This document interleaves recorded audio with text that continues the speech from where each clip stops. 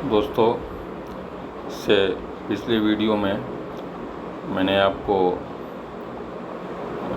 Physical quantities और उनके SI units के बारे में बताया था। ये बीपीएससी प्रीलिम्स के लिए काफ़ी इम्पोर्टेंट है। बीपीएससी प्रीलिम्स ही नहीं, बाकी स्टेट पीसीएस के प्रीलिम्स के लिए भी काफ़ी इम्पोर्टेंट है। जैसे यूपी पीसीएस है,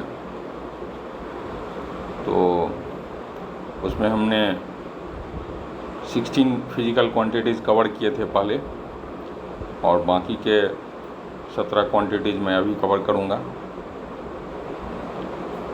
तो कुछ जो है जनरल मैकेनिक्स से रिलेटेड कुछ फिज़िकल क्वांटिटी बचे हुए थे। इलेक्ट्रोस्टैट और इलेक्ट्रिक करंट, इससे जो इसके अंदर जो फिज़िकल क्वांटिटीज आते हैं उनको कवर करूँगा। और हीट के अंदर जो थर्मोडायनेमिक्स के अंदर जो फिज़िकल क्वांटिटी आते हैं उनको कवर करूँगा। इसके साथ ही आपका physical quantity and their units ख़त्म हो जाएगा। तो आइए सबसे पहले हम जानते हैं स्ट्रेस का क्या फिज़िकल यूनिट होता है। तो स्ट्रेस का फिज़िकल यूनिट जानने से पहले स्ट्रेस का क्या फॉर्मूला होता है वो जान लीजिए। स्ट्रेस क्या चीज़ है। तो स्ट्रेस, जब हम किसी भी ऑब्जेक्ट पे फोर्स लगाते हैं तो उसके अंदर जो है एक स्ट्रेस डेवलप होता है। स्ट्रेस जो है ये एक इंटरनल फोर्स है, मतलब ये इंटरनल प्रेशर जनरेट होता है। तो इंटरनल प्रेशर है ये स्ट्रेस। तो फोर्स जो हम उस ऑब्जेक्ट पे लगा रहे हैं और जितने एरिया पे लगा रहे हैं वो फोर्स पर यूनिट एरिया जो प्रेशर का होता है यूनिट, जो प्रेशर का फॉर्मूला होता है वही स्ट्रेस का भी फॉर्मूला होता है। तो स्ट्रेस का भी यूनिट वही होगा जो प्रेशर का यूनिट होता है। तो प्रेशर का यूनिट हमने पिछले वीडियो में देखा था कि पास्कल होता है। तो स्ट्रेस का भी यूनिट जो है पास्कल ही होगा। अब हम आ जाते हैं स्ट्रेन पे। स्ट्रेन का फॉर्मूला जानिए।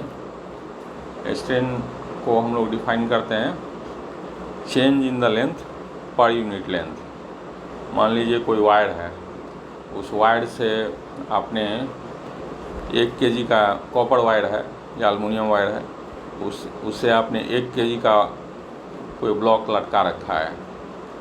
तो अब उस ब्लॉक को लटकाने की वजह से उस वायर पे एक स्ट्रेस जनरेट होगा, और उस स्ट्रेस की वजह से उस वायर की लेंथ में एक चेंज आएगा। तो चेंज इन द लेंथ को डेल्टा एल से डिनोट करते हैं और लेंथ ऑफ द वायर को एल से डिनोट करते हैं। तो स्ट्रेन का जो फॉर्मूला हो जाएगा वो हो जाएगा change in the length divided by length, मतलब change in the length per unit length. तो दोनों जो है ऊपर नीचे लेंथ का ही चीज़ है, इसकी वजह से ये स्ट्रेन जो है यूनिटलेस हो जाएगा। मान लीजिए चेंज इन द लेंथ वो भी मीटर में आएगा, लेंथ भी मीटर में है, तो ये एक सिंपल रेशियो हो जाएगा, और सिंपल रेशियो यूनिटलेस होता है। तो इस वजह से स्ट्रेन आपका यूनिटलेस क्वांटिटी हो गया। तीसरा चीज़ मैकेनिक्स मतलब जनरल फिजिक्स से रिलेटेड एक और क्वांटिटी बचा हुआ है, उसके बारे में मैं बता देता हूँ। Surface tension. सरफेस टेंशन क्या होता है कि किसी भी लिक्विड का जो सरफेस होता है वो हमेशा टेंशन के स्टेट में होता है, क्योंकि लिक्विड का जो सरफेस है उस सरफेस के नीचे में लिक्विड रहता है और सरफेस के ऊपर में एयर मॉलिक्यूल्स रहता है। तो हमेशा जो है लिक्विड मॉलिक्यूल जो है सरफेस के मॉलिक्यूल्स पे ज़्यादा फोर्स लगाएगा कंपेयर टू एयर मॉलिक्यूल्स। इसकी वजह से उनमें नीचे सरफेस पे जो मॉलिक्यूल्स हैं लिक्विड के, उनमें नीचे जाने की टेंडेंसी होगी, और वो हमेशा एक स्टेट ऑफ टेंशन में रहेगा। तो इसी फेनोमेना को सरफेस टेंशन बोलते हैं, और इसको मैथमेटिकली एक्सप्रेस भी किया जाता है एक फॉर्मूले से, वो है फोर्स पर यूनिट लेंथ। तो मैंने पिछले वीडियो में ही बताया है कि फोर्स का यूनिट होता है न्यूटन और लेंथ का यूनिट तो आप जानते ही हैं मीटर होता है। तो हो जाएगा न्यूटन पर मीटर। इसका एक और यूनिट होता है जूल पर मीटर स्क्वायर। तो ये देखिए कैसे डिराइव किया गया है, ये जूल पर मीटर स्क्वायर। तो न्यूटन पर मीटर में आप ऊपर नीचे मीटर से मल्टीप्लाई कर दीजिए। अगर ऊपर नीचे मीटर से मल्टीप्लाई करते हैं तो इसमें कोई डिफरेंस नहीं आएगा। तो न्यूटन इंटू मीटर ऊपर में जूल हो जाएगा और मीटर इंटू मीटर नीचे में मीटर स्क्वायर हो जाएगा। तो इस तरह से जूल पर मीटर स्क्वायर भी सरफेस टेंशन का यूनिट है। तो सरफेस टेंशन जो है काफ़ी इम्पोर्टेंट चीज़ है, सरफेस टेंशन काफ़ी इम्पोर्टेंट है। तो इसका जो है आप जान लीजिए, इसका जो है अच्छे से ध्यान रख लीजिए। सरफेस टेंशन का यूनिट पूछ सकता है। इसका यूनिट हो गया न्यूटन पर मीटर या जूल पर मीटर स्क्वायर। अब आ जाइए हम लोग इलेक्ट्रिक करंट से रिलेटेड जितने भी फिजिकल क्वांटिटीज़ हैं उनका यूनिट देख लेते हैं। तो इलेक्ट्रिक करंट वाले चैप्टर में सबसे बेसिक चीज़ जो है वो है इलेक्ट्रिक चार्ज। तो इलेक्ट्रिक चार्ज का यूनिट क्या होता है? कूलम। उसके बाद इलेक्ट्रिक करंट। तो अब इलेक्ट्रिक करंट का पहले डेफिनीशन जान लीजिए। इलेक्ट्रिक करंट है क्या? तो इलेक्ट्रिक करंट है, सामान्य लैंग्वेज में इसको समझते हैं, flow of charge per unit time. तो फ्लो ऑफ चार्ज हो गया कूलम पर यूनिट टाइम, मतलब divided by time, coulomb divided by second. इसको जो है कूलम डिवाइडेड बाय सेकेंड, इसको एम्पियर से डिनोट करते हैं। तो एम्पियर जो है उसका स्टैंडर्ड ऐसा यूनिट हो गया इलेक्ट्रिक करंट का, एम्पियर।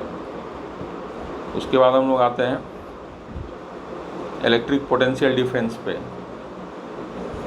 तो इसका तो हम लोग जानते ही हैं कि वोल्ट होता है। आप लोग जानते हैं बैटरी में पॉजिटिव प्लेट और निगेटिव प्लेट के बीच में पोटेंशियल डिफरेंस होता है। उस पोटेंशियल डिफरेंस को हम लोग वोल्ट से डिनोट करते हैं। 12 वोल्ट की बैटरी आती है, 24 वोल्ट की बैटरी आती है। फिर घर में जो लाइट, घर में जिस वोल्टेज से लाइट जल रहा होता है, फैन चल रहा होता है, वो सब 240 वोल्ट होता है। वो हो गया। अब आ जाइए इलेक्ट्रिकल रेसिस्टेंस पे। तो इलेक्ट्रिकल रेसिस्टेंस का सिंपली आप रिमेंबर कर लीजिए कि यूनिट जो है ओम होता है। लेकिन इलेक्ट्रिकल रेसिस्टिविटी इसका थोड़ा सा ट्रिकी है, इसका मैं समझा देता हूँ। इलेक्ट्रिकल रेसिस्टिविटी का यूनिट जानने के लिए पहले इलेक्ट्रिकल रेसिस्टेंस का आपको फॉर्मूला जानना होगा। इलेक्ट्रिकल रेसिस्टेंस का फॉर्मूला होता है electrical resistivity into length divided by area of the conductor, length of the conductor divided by area of the conductor. तो अब देखिए, लेंथ ऑफ द कंडक्टर का यूनिट होगा metre, area of the conductor का unit होगा metre square. तो resistivity into metre divided by metre square, तो क्या हो गया? वो हो जाएगा रेसिस्टिविटी डिवाइडेड बाय मीटर। तो resistance equal to resistivity divided by metre, तो क्या हो जाएगा? Resistivity equal to resistance into metre. तो ये देखिए रेसिस्टेंस इंटू मीटर जो है रेसिस्टिविटी का यूनिट हो गया। तो ये चीज़ है। तो इलेक्ट्रिकल रेसिस्टिविटी भी काफ़ी इम्पोर्टेंट है। अभी दूसरा चीज़ है इलेक्ट्रिकल कंडक्टेंस। ये इलेक्ट्रिकल कंडक्टेंस जो है ये इलेक्ट्रिकल रेसिस्टेंस का जस्ट रिवर्स है। इलेक्ट्रिकल रेसिस्टेंस का हमने बताया कि देखा कि यूनिट है ओम, तो इलेक्ट्रिकल कंडक्टेंस का यूनिट हो जाएगा इन्वर्स ऑफ ओम। उसको मो भी बोलते हैं और सीमेंस भी बोलते हैं। तो सीमेंस या मो कुछ भी आप बोल सकते हैं। और फिर उसी तरह इलेक्ट्रिकल कंडक्टिविटी, तो इलेक्ट्रिकल कंडक्टिविटी का यूनिट हो जाता है इलेक्ट्रिकल रेसिस्टिविटी का रिवर्स हो जाएगा। तो electrical conductivity is 1 by electrical resistivity. तो इलेक्ट्रिकल रेसिस्टिविटी का यूनिट है 1 बाय ओम मीटर, सॉरी ओम मीटर, ओम इंटू मीटर। तो इलेक्ट्रिकल कंडक्टिविटी का यूनिट हो जाएगा 1 डिवाइडेड बाय ओम मीटर। तो 1 डिवाइडेड बाय ओम मतलब इन्वर्स ऑफ ओम को हम लोग सीमेंस से डिनोट करते हैं। डिवाइडेड बाय मीटर है चूँकि, इसलिए सीमेंस डिवाइडेड बाय मीटर, ये जो है इलेक्ट्रिकल कंडक्टिविटी का यूनिट हो जाएगा। इस तरह से इलेक्ट्रिक करंट से रिलेटेड जो भी फिजिकल क्वांटिटी थे उसका यूनिट मैंने आपको बता दिया। अब आ जाइए हीट थर्मोडायनेमिक्स पे, हीट वाले चैप्टर पे। तो हीट क्या है? एक एनर्जी है, तो उसका यूनिट जो है, एनर्जी का यूनिट हम जानते ही हैं, जूल होता है, तो जूल हो गया। फिर जो है ये हीट कैपेसिटी का जान लीजिए, जूल पर केल्विन होता है। और स्पेसिफिक हीट कैपेसिटी इसका जूल पर केल्विन पर केजी ये हो जाएगा।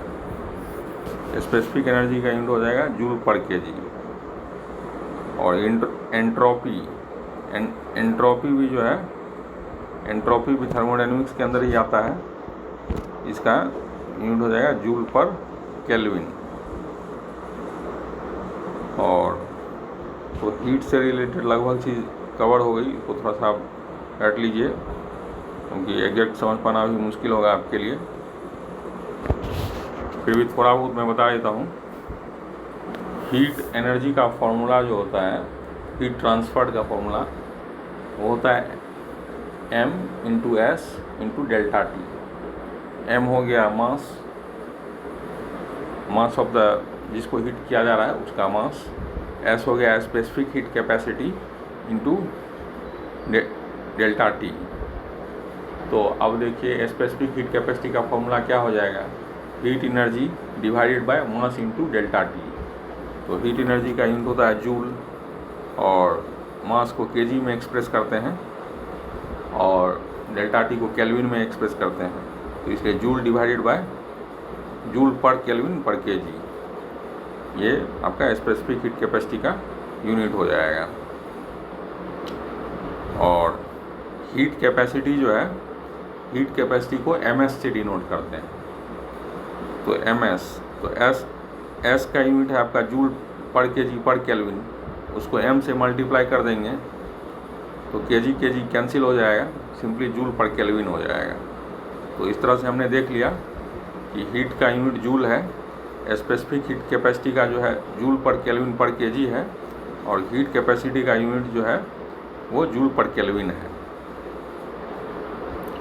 और स्पेसिफिक एनर्जी का यूनिट जूल पर केजी है। और एंट्रोपी का उतना आप समझ नहीं पाइएगा, बस सिंपल समझ लीजिए, ये जूल पर केल्विन एंट्रोपी का यूनिट होता है। लेकिन एंट्रोपी काफ़ी इम्पोर्टेंट है, तो इसलिए जो है एंट्रोपी का यूनिट को ध्यान में रखना है। अब दो चीज़ बच गया बस। एक जो है लाइट में काफ़ी इम्पोर्टेंट फिजिकल क्वांटिटी है ल्यूमिनस इंटेंसिटी, इसको हिंदी में ज्योति तीव्रता बोलते हैं। इसका यूनिट जो है कैंडिला होता है। और दूसरा है वेव से रिलेटेड एक फिजिकल क्वांटिटी है फ्रीक्वेंसी। तो फ्रीक्वेंसी मतलब हो गया नंबर ऑफ ऑसिलेशंस पर सेकेंड, इसको हर्ज से डिनोट करते हैं। हर्ज एक साइंटिस्ट थे, उनके नाम पे ही ये फ्रीक्वेंसी का यूनिट हर्ज रखा गया है। ऐसे नॉर्मल जो है साइकिल पर सेकेंड होता है, लेकिन उस साइकिल पर सेकेंड को हर्ज बोला जाता है। तो फ्रीक्वेंसी का यूनिट हो गया हर्ज, और ल्यूमिनस इंटेंसिटी का यूनिट हो गया कैंडिला। तो इस तरह से हमने सारे फिजिकल क्वांटिटीज़ के यूनिट को कवर कर लिया। अब मैंने जो फॉर्मूला बताया है उसको आप वीडियो को रिवाइंड करके अच्छे से फॉर्मूले को लिख लीजिए। फॉर्मूला याद रहेगा अगर आपको, तो यूनिट को आप काफ़ी इजीली डेराइव कर सकते हैं, और अच्छे से उसको मेमोराइज कर लीजिए। इसमें आधा घंटा टाइम देना पड़ेगा आपको दोनों वीडियो मिला करके, और आधे घंटे में आपका एक बीपीएससी प्रीलिम्स का एटलीस्ट एक क्वेश्चन, या यूपीपीएससी प्रीलिम्स का एक क्वेश्चन आपका श्योर हो जाएगा। तो इस तरह से मैं इस चैप्टर को समाप्त करता हूँ।